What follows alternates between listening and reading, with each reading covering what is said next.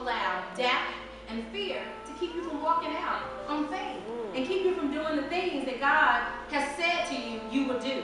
You know how you have a dream when you little? When you little, you Superman. You Wonder Woman. You can imagine doing great things. I'm gonna be president and I'm gonna be a singer and a professional basketball player. That's when you're like 4 or 5. You like, okay, you probably got to choose one. Because I don't know if you're gonna be making records, playing basketball, and like governing the country all at one time.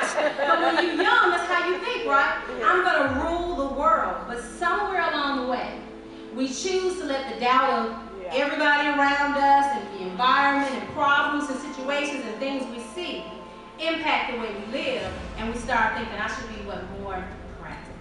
I should think of something a little smaller. Well, I want to encourage you young people, don't think small. If you have, and and I have to say this as a person of a different generation than young people, I have to admit it, I'm not in this young generation anymore. And as I was telling my nephew, neither is he.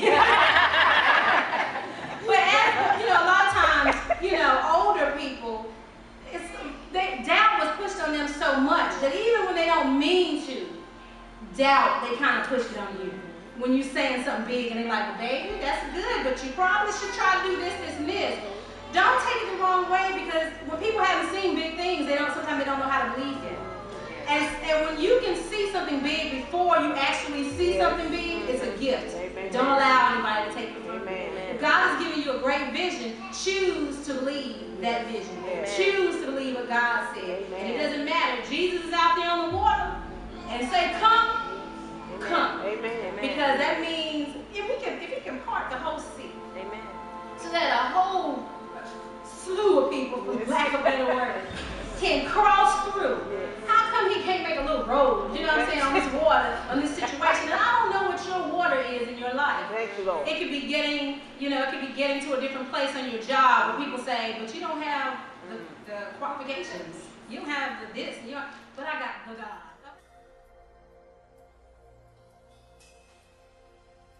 Even if I don't see everything lined up, I walk by faith and not by sight. What happens is we say we walk by faith, but we walk by sight. And we say, well, I was going to open the business, but then I had to get the car fixed, and then this happened and that happened, and I don't have money, so now I'm not going to do it. Okay, what?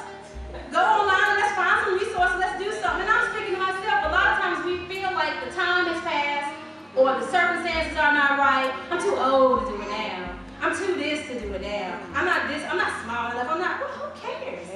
You serve an almighty God. And if God tells you that you can do something, you got to choose to believe you can do it. I won't lose anybody. You have a choice. Let's go to Philippians 4:8. Just be glad to sing this for us. Philippians 4:8. You want to sing it right now instead of us reading? And she exercised her choice.